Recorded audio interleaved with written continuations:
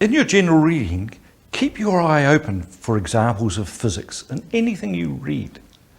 There are some amazing examples out there. Here is one I came across. It's a book about New Zealand pilots who made it to Britain to fight in the Battle of Britain in the Second World War. One of them was an ex-physics lecturer. He crashed 4 times. So he got quite good at making split-second decisions about how to minimise the impact so that he would have a better chance of survival. And here's one of them.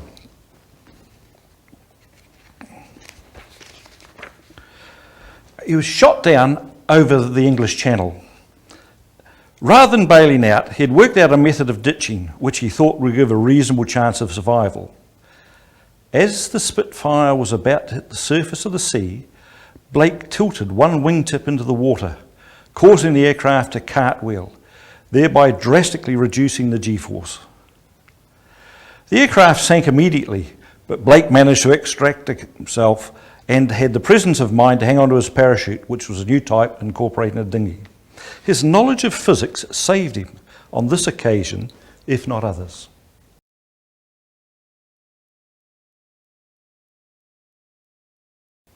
Two other books I highly recommend.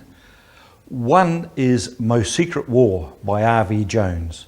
His experience as a young scientific physicist during the Second World War, involved with radar beams, determination of how they worked, where radio bombing lines were.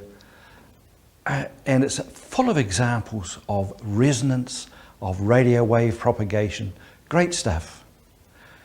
Second book I really enjoyed is Fraser Smith, who was employed during the Second World War to make little special devices for espionage, for special agents, for pilots evading in occupied territory, and to assist prisoner of war people to get out of camp and evade the enemy. So keep your eye out for these in your general reading. They are everywhere. Gerard Hoffman was a cartoonist and wit who told the bricklayer's story to the Oxford Union. It is my favourite vocal physics yarn and a classic for conservation of energy. When I got to the top of the building, I found that the hurricane had knocked some bricks off the top. Okay? So I rigged up a beam with a pulley at the top of the building and hoisted up a couple of barrels full of bricks. When I had fixed the building, there was a lot of bricks left over.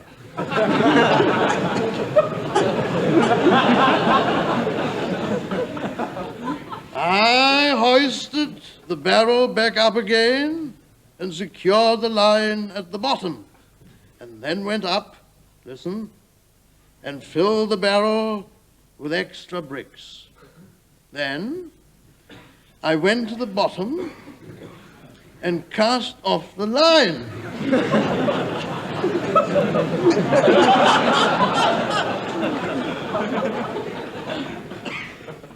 Unfortunately,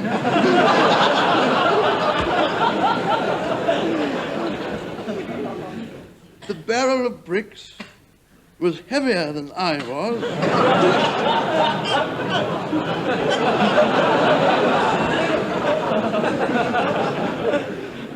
And before I knew what was happening, the barrel started down, jerking me off the ground.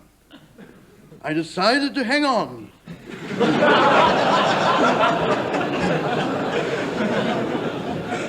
And halfway up, I met the barrel coming down. I cannot break copyright, but I highly recommend you purchase this CD for your own enjoyment. Back to the end. I hit the ground.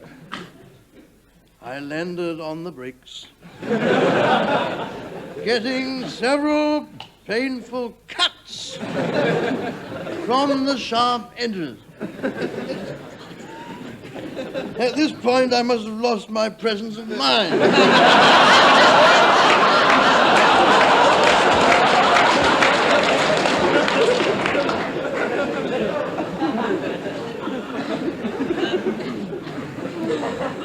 Because I let go the line.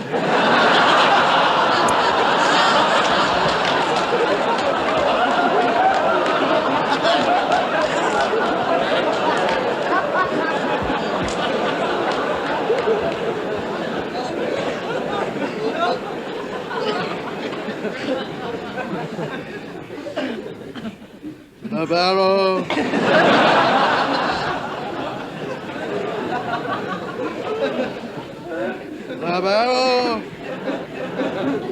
The barrow then came down,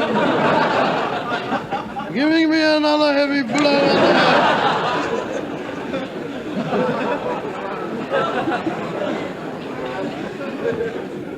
head, and putting me in hospital. I respectfully request sick leave. Tom Lehrer was a Harvard physicist who developed another career as a cabaret artist. Many of the songs he wrote had a science background.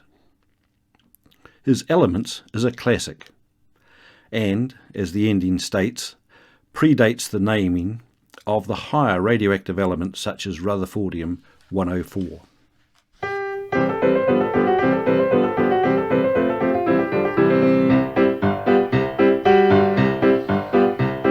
There's antimony, arsenic, aluminum, selenium, and hydrogen and oxygen and nitrogen and rhenium, and nickel, neodymium, neptunium, germanium, and iron, americium, ruthenium, uranium, europium, zirconium, lutetium, vanadium, and lanthanum, and osmium, and astatine, and radium, and gold, protactinium, and indium, and gallium, and iodine, and thorium, and thulium, and thallium. I cannot break copyright, but I highly recommend you purchase this CD for your own enjoyment. Back to the end. There's sulfur, californium, and fermium, berkelium, and also mendelevium, einsteinium, nobelium, and argon, krypton, neon, radon, xenon, zinc, and rhodium, and chlorine, carbon, cobalt, copper, tungsten, tin, and sodium. These are the only ones of which the news has come to Harvard, and there may be many others, but they haven't been discovered.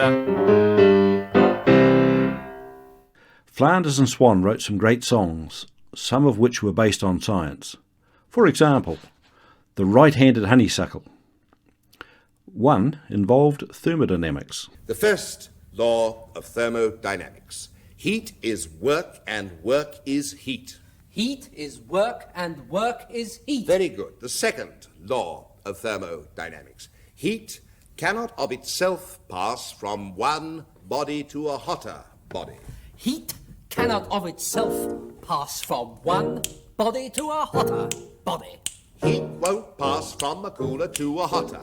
Heat won't pass from a cooler to a hotter. You can try it if you like, but you'd far better not. You can try it if you like, but you're far better not. Cause the cold in the cooler will get hotter as a ruler. Cause the cold in the cooler will get hotter as a ruler. Because the hotter body's heat will pass to the cooler. Cause the hotter...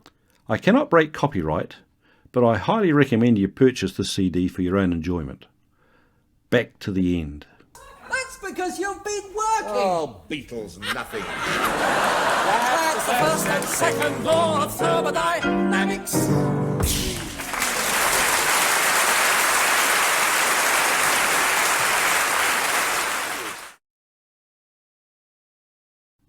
One great advantage of a website devoted to a very specific topic is that it is regularly updated as new songs come to light. I certainly recommend this site.